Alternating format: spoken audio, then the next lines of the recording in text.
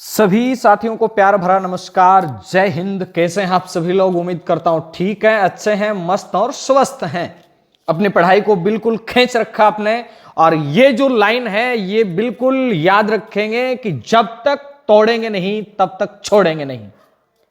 या तो जान दे देंगे या जान लगा देंगे, दो ही काम करने हैं। ठीक है, इस रीट के रण में उतर जाना है। इस 2021 जो है, चाहे रीट है, पटवार, वनपाल, वन रक्षक, आपके लिए 2021 21 होना चाहिए, 19 नहीं। साथियों, करते हैं अपन क्लास को स्टार्ट। एक बार फिर से आप सभी का स्वागत है आपके अपने परिवार में, नेवरी परिवार में। और स्वागत करने के लिए तैयार हमेशा की तरह आपका होस्ट, आपका दोस्त विजेंद्र सिंह नेवरी। साथियों, क्लास को शुरू करें इससे पहले आप लोग शेयर कर दीजिएगा। यह क्लास सभी के लिए इंपॉर्टेंट है, चाहे वो रीट का अभ्यर्थी है, चाहे वो वनपाल का अभ्यर्थी है, चाहे वो वन रक्षक है, चाहे वो पटवार है, चाहे वो राजस्थान एसआई है, चाहे सेकंड ग्रेड, फर्स्ट ग्रेड, सभी में शानदार और जानदार प्रश्न बनने वाले हैं। साथियों, कल अपन ने बात की महाराणा प्रताप की, राव मालदेव की। कक्षा 7 का छठा पाठ चल रहा है हमारे राजवंश में, और उसी के अंदर महत्वपूर्ण जो बातें हैं वो अपन करने वाले हैं। साथियों, गौर करेंगे, आज अपन बात करने वाले हैं बीकानेर के महाराजा राय सिंह के बारे में। बीकानेर के महाराजा राय सिंह, जिनका शासनकाल 1574 से लेके 1612 ईस्वी तक रहा। ये वो ही राय सिंह है जिन्हें राजपुताने का कर्ण कहा जाता है। जबकि बात करते हैं कलयुग का कर्ण किसे कहते हैं, तो मित्रों गौर करना, कलयुग का कर्ण कहा जाता है लूण कर्ण को। जबकि राजपुताने का कर्ण किसे कहते हैं? महाराजा राय सिंह। राय सिंह गुरुजी किसके पुत्र थे? तो याद रखेंगे, राय सिंह कल्याणमल के बड़े पुत्र थे और इनका जन्म 1541 ईस्वी में हुआ था। 1574 ईस्वी में राय सिंह का राज्याभिषेक होता है, जब इनके पिता कल्याणमल की क्या हो जाती है? मृत्यु हो जाती है। साथियों, गौर करना, मैं यहां पे एक बात एक्स्ट्रा बता देता हूं। ये जो कल्याणमल थे, इनके दो पुत्र थे। एक पुत्र का नाम था पृथ्वीराज राठौड़। एक पुत्र का नाम क्या था? एक पुत्र का नाम था पृथ्वीराज राठौड़ और दूसरे पुत्र का नाम क्या था? राय सिंह। आपको पता है कि जब नागौर दरबार लगा था, तो उस नागौर दरबार के अंदर जो कल्याणमल थे, कल्याणमल बीकानेर से जाते हैं और अधीनता स्वीकार कर लेते हैं। किसकी अधीनता स्वीकार कर लेते हैं? तो याद रखेंगे, अकबर की अधीनता स्वीकार कर लेते हैं। और अधीनता स्वीकार करते हैं, साथ ही साथ अपने दोनों पुत्रों को, चाहे वो बात पृथ्वीराज राठौड़ की आती है और चाहे वो बात राय सिंह की आती है, इन दोनों को अकबर की सेवा के अंदर दे देते हैं। अकबर राय सिंह को तो अपने प्रमुख सेनापति वगैरह उनमें बना लेता है, लेकिन जो आपका पृथ्वीराज राठौड़ था, पृथ्वीराज राठौड़ है, ये अकबर के नवरत्नों में मुख्य थे। यानी मैं कहूं, अकबर के जैसे 9 रत्न थे, वैसे ये भी एक महत्वपूर्ण रत्न था। और पृथ्वीराज राठौड़ को गागरोन की जागीर दे दी जाती है। कहां की जागीर दे दी जाती है? गागरोन की जागीर दे दी जाती है। और वहां रहते हुए, वहां गागरोन के दुर्ग में रहते हुए पृथ्वीराज राठौड़ एक ग्रंथ लिखते हैं, वेली कृष्ण रुक्मणीरी। यह महत्वपूर्ण ग्रंथ है। प्रश्न आ सकता है कि वेली कृष्ण रुक्मणीरी ये किसका ग्रंथ है? तो मित्रों याद रखेंगे, ये पृथ्वीराज का ग्रंथ है। किसका ग्रंथ है? पृथ्वीराज का ग्रंथ है, वेली कृष्ण रुक्मणीरी। वेली कृष्ण रुक्मणीरी, इसे कवि दुर्सा आढ़ा ने क्या कहा है? इसे कवि दुर्सा आढ़ा ने 5वां वेद कहा है। इसे कवि दुर्सा आढ़ा ने 5वां वेद कहा है। डिंगल साहित्य का बड़ा अच्छा ज्ञान था पृथ्वीराज को। पृथ्वीराज जो था वो अपने समय का सर्वोच्च वीर व्यक्ति था। और पश्चिम के अंदर जैसे ट्रुवेडार राजकुमार आता है, उसकी भांति बड़ा ही अच्छा और शानदार सा लेखक कवि था पृथ्वीराज राठौड़। ये तो थी पृथ्वीराज राठौड़ की बातें। अभी मैंने कहा कि 1570 के नागौर दरबार में राय सिंह भी अकबर की सेवा में आ जाता है। तो राय सिंह अकबर की सेवा में आ गया। तो अब अकबर क्या करता है? अकबर क्या करता है? शासक बनने से पहले ही 1572 ईस्वी में जब अपन मारवाड़ की चर्चा करते हैं तो रावचंद्र सेन की बात करते हैं। रावचंद्र सेन के विरुद्ध जोधपुर भेजता है। और प्रश्न ये बहुत बार आ चुका है मित्रों कि राय सिंह को जोधपुर की जागीर कब दी गई? तो मित्रों गौर करना, राय सिंह को जोधपुर की जागीर है ये 1572 ईस्वी में दे दी जाती है। शानदार, जानदार, गुलगुले टाइप का प्रश्न है कि राय सिंह को जोधपुर की जागीर कब दी जाती है? तो मित्रों गौर करेंगे, राय सिंह को जोधपुर की जागीर 1572 ईस्वी में दी जाती है। शानदार सा प्रश्न है, आ सकता है। उसके बाद में राय सिंह को 1573 के अंदर जो शाही सेना भेजी गई थी गुजरात, यानी मैं यूं कह सकता हूं 1573 में गुजरात के अंदर जो मिर्जा बंधु थे, उन मिर्जा बंधुओं के दमन के लिए भी राय सिंह को भेजा जाता है। और वहां पे कठोली नाम का एक स्थान था, यानी कठोली के युद्ध में राय सिंह अकबर की तरफ से भाग लेते हैं। उसके बाद में 1583 के अंदर एक दतानी का युद्ध भी होता है, उसके अंदर भी राय सिंह भाग लेते हैं। लेकिन उससे पहले आपको एक बात याद रखनी है कि राय सिंह का राज्याभिषेक कब होता है। तो साथियों, राय सिंह का राज्याभिषेक 1574 में होता है। मैं शेयर करने के लिए बार बार आप लोगों को कहता हूं, लेकिन आप लोग करते ही नहीं है। करया करो मुठियारों, करया करो। मेरी जिकी मेहनत है, ये मेहनत को सम्मान एक ही है, ये मेहनत की कीमत एक ही है, और बा कीमत है कि थे ज्यादा से ज्यादा शेयर करा करो। मैं अपनी तैयारी में से समय निकाल रहा हूं।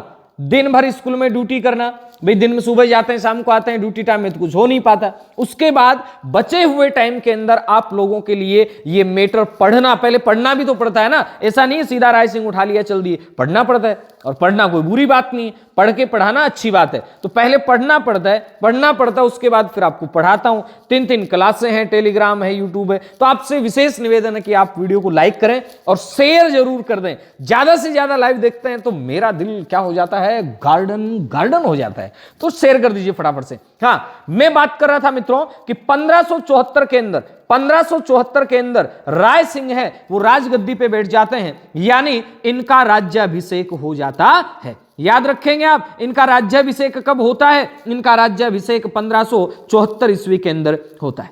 उसके बाद में प्रश्न बनेगा, ये 1574 ईस्वी में इनका राज्याभिषेक हो जाता है, आगे और क्या क्या बातें हैं प्रश्न बनेगा। इसके बाद इनको कौन कौन से अभियानों में भेजा गया?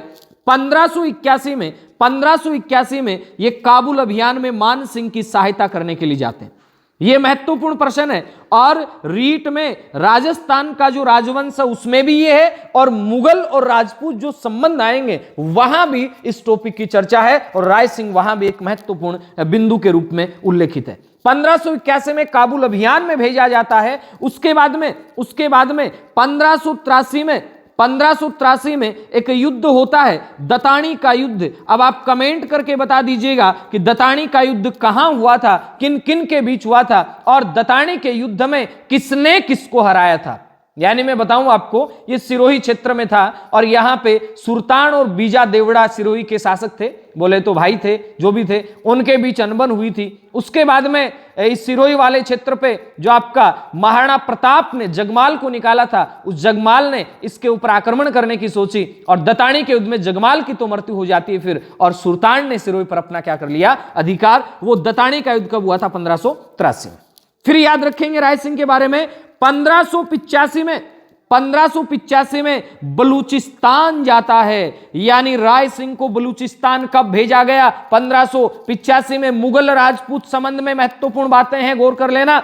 1572 में जोधपुर की जागीर दी जाती है, 1574 में शासक बन जाते हैं, 1581 में काबुल अभियान, 1583 में दतानी का युद्ध, 1585 में बलूचिस्तान के विद्रोही सरदारों का दमन करने के लिए राय सिंह को भेजा जाता है, और राय सिंह इस दमन करने की क्रिया में सफल होते हैं। इस सफलता से अभिभूत होकर अकबर 1586 में राय सिंह को लाहौर भेजता है। लाहौर बोले तो भगवान दास के साथ, किसके साथ?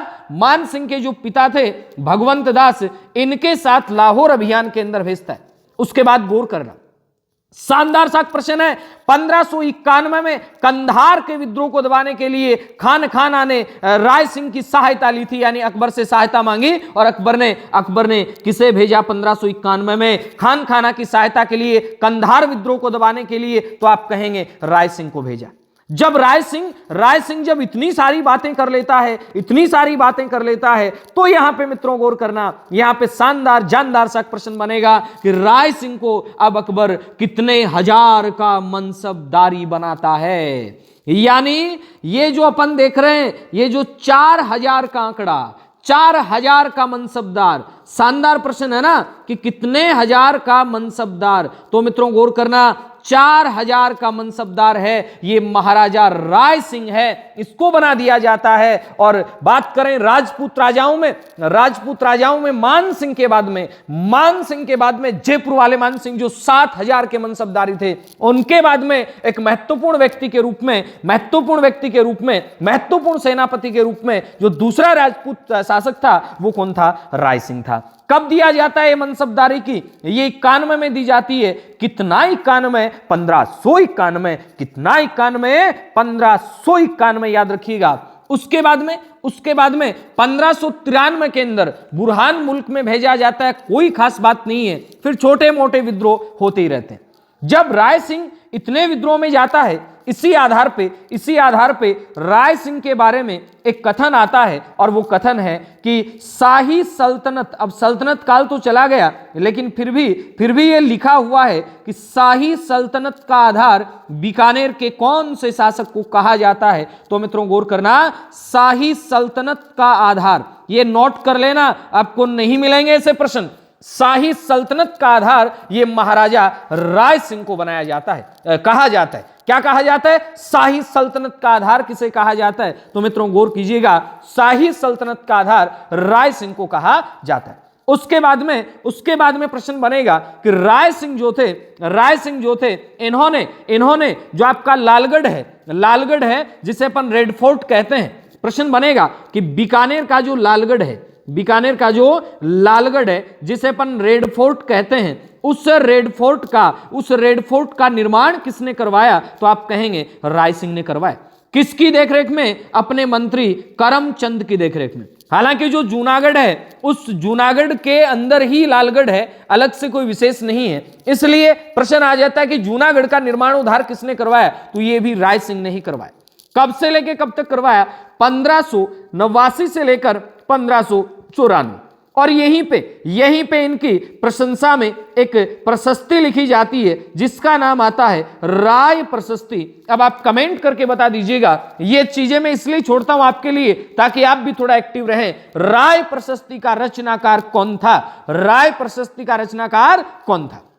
ये तो बातें होगी। उसके बाद में क्या राय सिंह साहित्य वगैरह लिखने में भी रुचि रखता था क्या? बिल्कुल ये साहित्य में रुचि रखता था। और याद रखेंगे राय सिंह ने किताब लिखी जिसका नाम आता है राय सिंह महोत्सव। कौन सा महोत्सव? राय सिंह महोत्सव। उसके अलावा एक किताब आती है जिसका नाम आता है वेधक वंशावली। क्या नाम आता है? वेधक वंशावली। एक और किताब आती है जिसका नाम आता है बाल बोधिनी। क्या नाम आता है? बाल बोधिनी। और एक किताब आती है जिसका नाम आता है ज्योतिष रत्नमाला।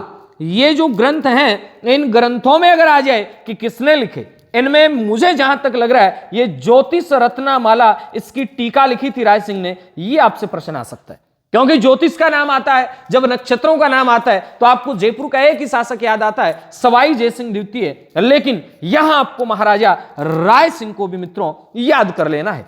कैसे? कि ज्योतिष रत्नमाला किसने लिखा? तो याद रखेंगे ज्योतिष रत्नमाला नाम का जो ग्रंथ था, ये ग्रंथ महाराजा राय सिंह ने लिखा। किसने लिखा?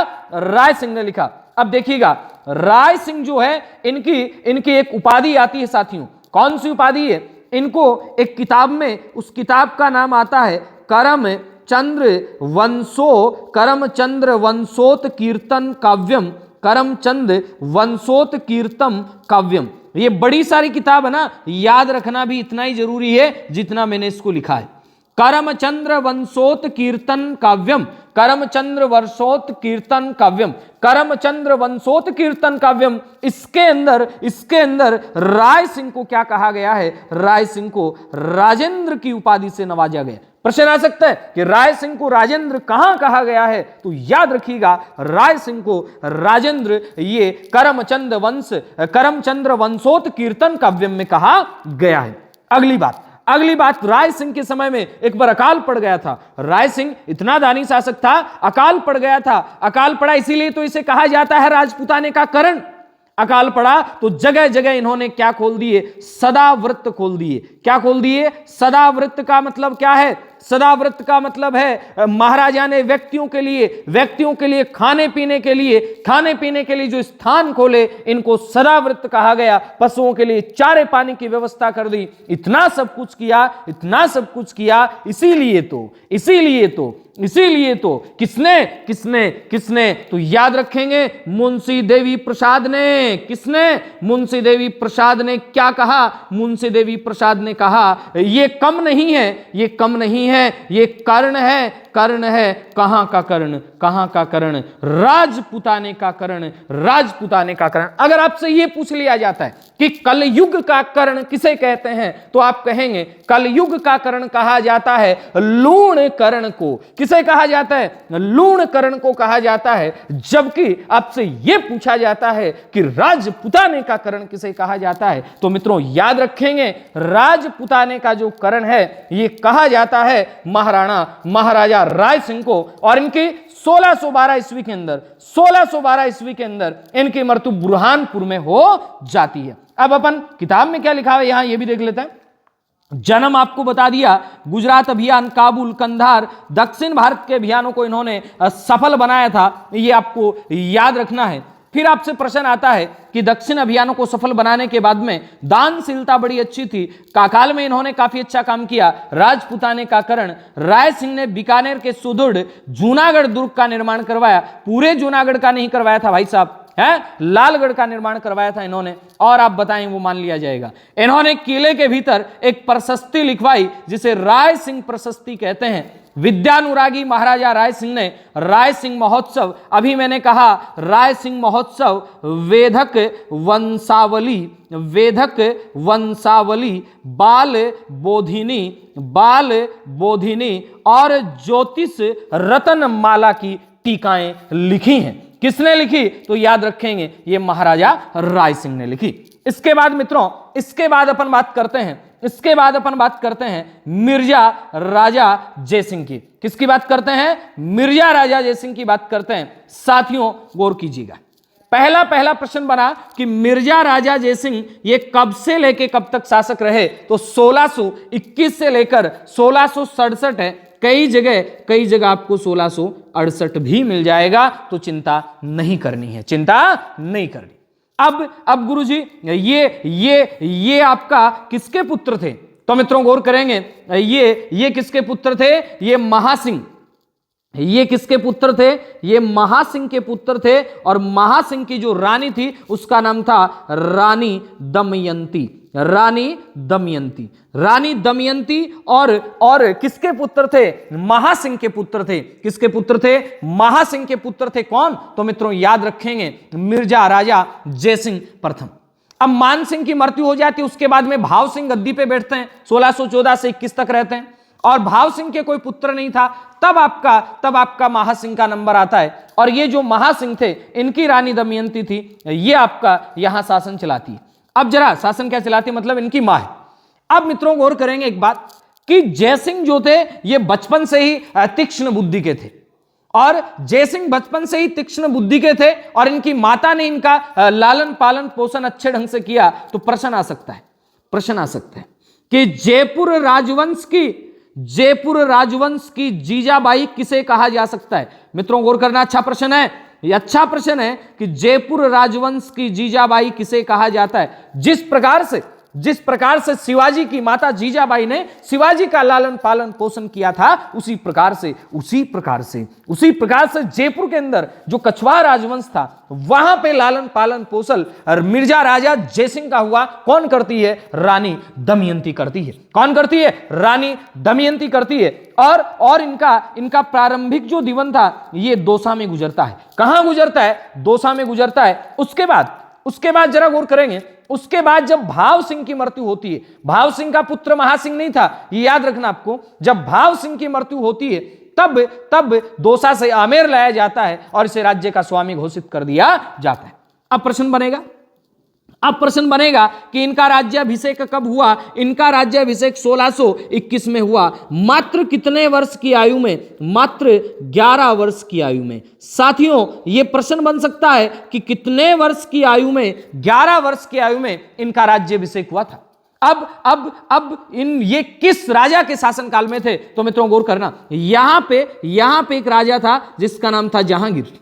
जहांगीर के बाद में कौन आता है? जहांगीर के बाद में शाहजहां आता है। शाहजहां के बाद में कौन आता है? तो याद रखेंगे औरंगजेब आता है। कौन आता है? औरंगजेब। प्रश्न बन सकता है और बनेगा मतलब बनेगा, छपेगा, सीधा छपेगा पेपर के अंदर कि मिर्जा राजा जयसिंह कितने मुगल शासकों के दरबार में रहे। तो याद रखेंगे मिर्जा राजा जयसिंह ये 3 मुगल शासकों के दरबार में रहते हैं। कौन कौन से 3 मुगल शासक थे? मित्रों गौर करना, एक जहांगीर था, दूसरा शाहजहां था और तीसरा औरंगजेब था। कौन था? औरंगजेब। 3 मुगल सम्राटों के दरबार में रहते हैं, जहांगीर के दरबार में, शाहजहां के दरबार में और औरंगजेब के दरबार में।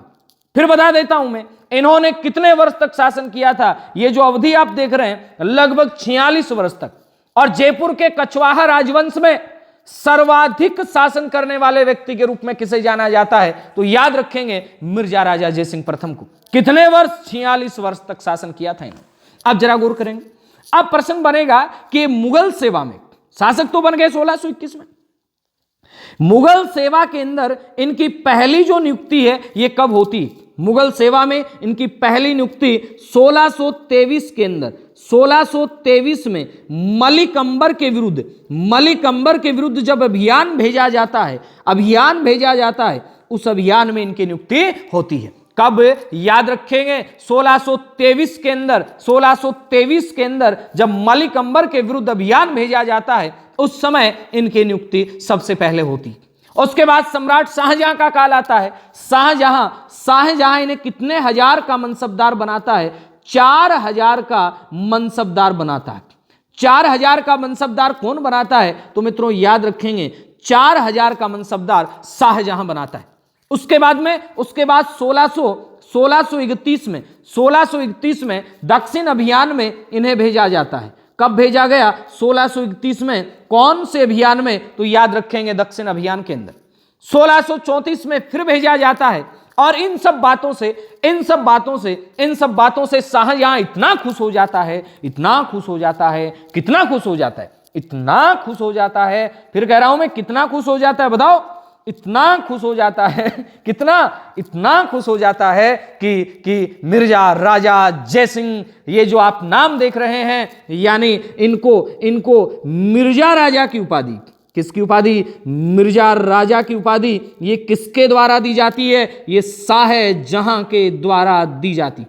याद रखेंगे मित्रों कि मिर्जा राजा की उपाधि ये कौन देता है? मिर्जा राजा की उपाधि शाहजहां के द्वारा दी जाती है। किसके द्वारा? शाहजहां के द्वारा मिर्जा राजा की उपाधि दी जाती है। उसके बाद में ये तो बातें थी 1651 के लगभग की बातें थी क्या? चलो, जब भी थी, शाहजहां ने मिर्जा राजा की उपाधि दे दी। अब मित्रों आगे क्या होता है ये देख लीजिएगा, एक बार इसको पढ़ लेते हैं। आमेर का शासन संभालते ही जहांगीर ने इन्हें सर्वप्रथम अहमदनगर के मलिक अंबर के विरुद्ध अभियान पर भेजा। शाहजहां ने 1639 में, शाहजहां ने 1639 में जयसिंह को मिर्जा राजा की उपाधि से विभूषित किया। और औरंगजेब ने जयसिंह को दक्षिण भारत में शिवाजी के विरुद्ध भेजा। लेकिन औरंगजेब से पहले यहां पे कौन शासक था? तो आप कहेंगे शाहजहां। मित्रों गौर करना, शाहजहां जब बुढ़ापे में था उस समय मुगल उत्तराधिकार संघर्ष चल पड़ता है। कौन सा संघर्ष? मुगल उत्तराधिकार संघर्ष चल पड़ता है। और इस मुगल उत्तराधिकार संघर्ष में शाहजहां क्या बनाता है? शाहजहां शाही सेना बनाता है। शाहजहां क्या बनाता है? शाही सेना बनाता है। और शाही सेना में वैसे तो कई सारे थे, लेकिन जब अपन बात जयसिंह की कर रहे हैं तो अपन जयसिंह की ही यहां बात करेंगे। अब शाही सेना बना दी जाती है। शाही सेना बनाने के बाद में दूसरे तरफ कई से एक अभियान चलेंगे। 4 पुत्र थे, चारों पुत्रों में उत्तराधिकार संघर्ष चल पड़ता है। मिर्जा राजा जयसिंह किसके साथ था? शाही सेना के साथ था।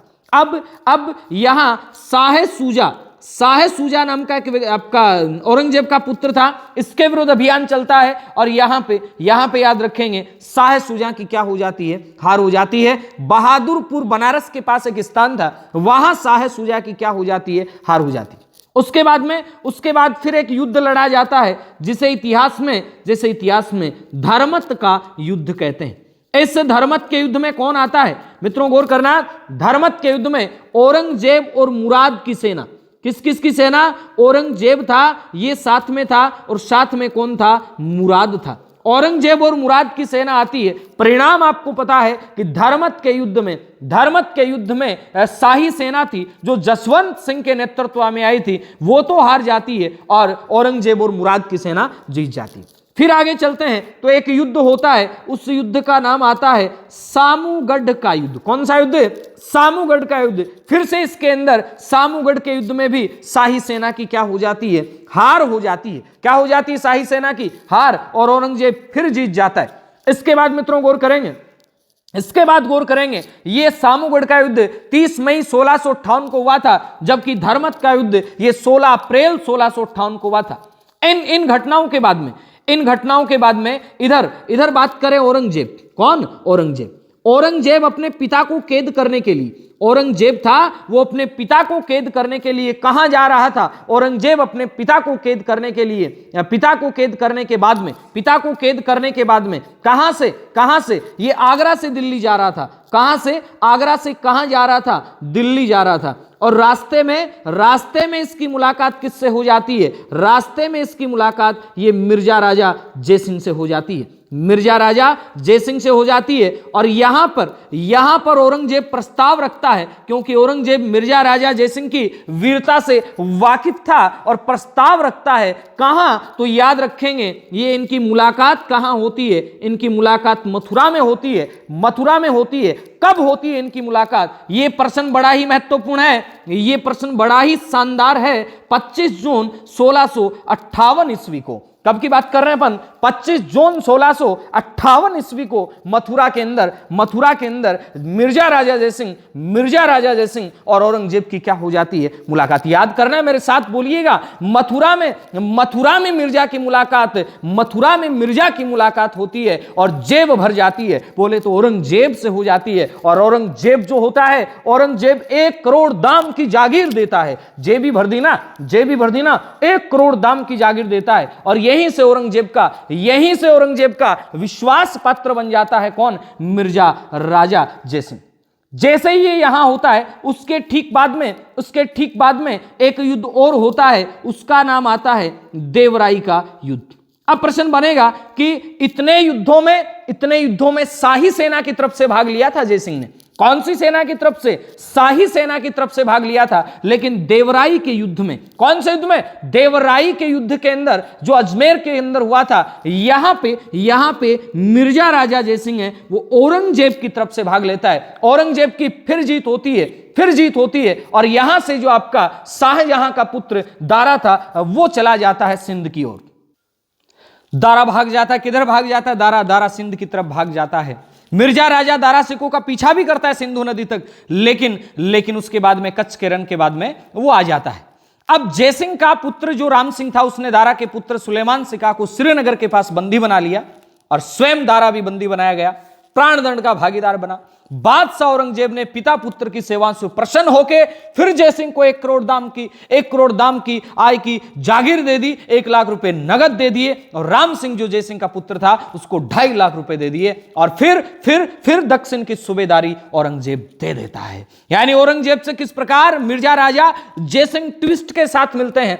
जहां औरंगजेब के विरुद्ध लड़ाइयां लड़ रहे थे, उसके विरुद्ध शाहजहां की शाही सेना की तरफ से लड़ रहे थे। जब देखा कि अब औरंगजेब शासक बन रहा है, औरंगजेब से बिल्कुल अच्छे ढंग से, शानदार ढंग से मुलाकात हो जाती है। किसकी, तो याद रखेंगे मिर्जा राजा जयसिंह की। अब प्रश्न बनता है कि औरंगजेब जो था वो मिर्जा राजा जयसिंह को किस नाम से पुकारता था, बनबा जयसिंह, बनबा, यानी ये इनको बनबा कहते थे, बाबा नहीं कहते थे, बनबा पधार रहे हैं। औरंगजेब जब भी औरंगजेब देखता था जयसिंह को, एक ही बात कहता था कि बनबा पधार रहे हैं। आप भी याद रखिएगा कि आपकी क्लास होने वाली है, तो शेयर कर दे फटाफट से क्लास को शुरू होने से पहले। अब तो बीच चल रहा है, शेयर कर दीजिए। शेयर में कोई कमी नहीं आनी चाहिए। कंजूसी करोगे तो अच्छी बात नहीं है, अच्छी बात नहीं है। आज लाइव शानदार ढंग से चलने चाहिए। मजा आपको भी आना चाहिए और मजा मुझे भी आना चाहिए, ठीक है ना। चलें आगे, चलते हैं।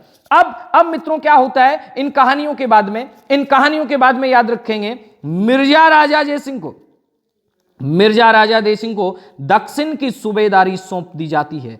प्रश्न बनेगा मिर्जा राजा जयसिंह को कहां की सूबेदारी सौंप दी जाती है? दक्षिण की सूबेदारी सौंप दी जाती। क्यों? क्योंकि औरंगजेब था, उसका ध्यान दक्षिण में मराठा शासक शिवाजी की तरफ था और शिवाजी वहां भी तूफानी लड़ाई लड़ते हैं। और 11 जून 1665 को जो पुरंदर की संधि हुई थी, पुरंदर की संधि 11 जून 1665 को कब हुई? पुरंदर की संधि 11 जून 1665 को शिवाजी और औरंगजेब के बीच हुई थी। उसमें महत्वपूर्ण कौन था? उसमें मिर्जा राजा जयसिंह था। वहां संधि में जो शर्तें थी वो अपने को पढ़नी नहीं है कि 35 किलो में से 23 किले दे दिए, 12 छोटे दुर्ग शिवाजी ने रख लिए, शिवाजी के पुत्र संभाजी को 5000 का मनसबदार बना दिया, कहा कि शिवाजी मुगल सेवा में कभी नहीं आएंगे। अब ये बातें याद नहीं करनी है, फिर जरा गौर करेंगे मेरी बात को। अब जब शिवाजी की बातें हो जाती हैं, सारा काम हो जाता है, फिर एक बार किस प्रकार से क्या बिगड़ जाती है पता नहीं। तो शिवाजी जो है इन शिवाजी को कैद कर लिया जाता है। मित्रों यहां कहानी बन रही है, सुनना। शिवाजी को कहां कैद किया गया? शिवाजी को कैद तो किया गया, लेकिन कहां कैद किया गया? याद रखेंगे, कहां कैद किया गया? आगरा में। कहां कैद किया गया? आगरा में। आगरा के कौन से भवन में? जैसे दिल्ली में जयपुर भवन है क्या, वैसे आगरा में जयपुर भवन था। आगरा में जयपुर नहीं था, आगरा में जयपुर भवन था। वहां पे कैद कर लिया जाता है और इनकी सुरक्षा कि ये कहीं बाहर नहीं चले जाएं, ये उपाधि, ये आपका जिम्मेदारी ये मिर्जा राजा जयसिंह को सौंप दी जाती है। किसे सौंप दी जाती है? जयसिंह को सौंप दी जाती है। लेकिन किस प्रकार से जयसिंह को धोखा देके, और कैसे भी मान लो चाल थी, धोखा दिया, जो मर्जी था, ये आपका यहां से चले जाते हैं। कौन चले जाते हैं? शिवाजी चले जाते हैं। शिवाजी यहां से जाने में सफल रहते हैं। ये बातें थी किसकी? ये बातें थी आपके मिर्जा राजा जयसिंह की। किसकी थी? मिर्जा राजा जयसिंह की। अब बात करते हैं मिर्जा राजा जयसिंह का निधन कहां पे हुआ। मित्रों गौर करेंगे, बुरहानपुर में इनका निधन हो जाता है। कब होता है? 28 अगस्त 1668 ईस्वी को, 28 अगस्त 1668 ईस्वी को बुरहानपुर के अंदर इनका क्या हो जाता है? निधन हो जाता है। अब इनके मूल्यांकन की बात कर रहे हैं अपन। इनके दरबार में कौन कौन रहते थे? एक तो याद रखेंगे कवि बिहारी इनके दरबार में रहते थे, और बिहारी सतसई की रचना की थी। बिहारी के दोहों से इतना प्रसन्न हुआ करते थे मिर्जा राजा जयसिंह कि एक दोहे पर एक सोने के मुद्रा दे देते थे। इसी कवि का भांजा था कुलपति मिश्र था, राम कवि था। प्रश्न आ सकता है कि इनके दरबारी कवि राम कवि ने जयसिंह चरित्र की रचना की। जयसिंह चरित्र किसका था? ये आपका राम कवि का था। जो किसके दरबार में रहते थे राम कवि? मिर्जा राजा जयसिंह के दरबार में रहते थे। ये आपको याद रखना है। ये थी मित्रों बातें। किसकी बातें? ये थी मिर्जा राजा जयसिंह की बातें। कैसी लगी आपको क्लास? अगर क्लास अच्छी लगी है तो क्लास को लाइक करें, शेयर करें। पहली बार विजिट कर रहे हैं तो आप चैनल को सब्सक्राइब करें। मिलते हैं नई क्लास में, 9 बजे वाली क्लास में, नए जोश नए नॉलेज के साथ। तब तक के लिए लेता हूं मैं अलविदा। जय हिंद, जय Bharat, bye bye, take care.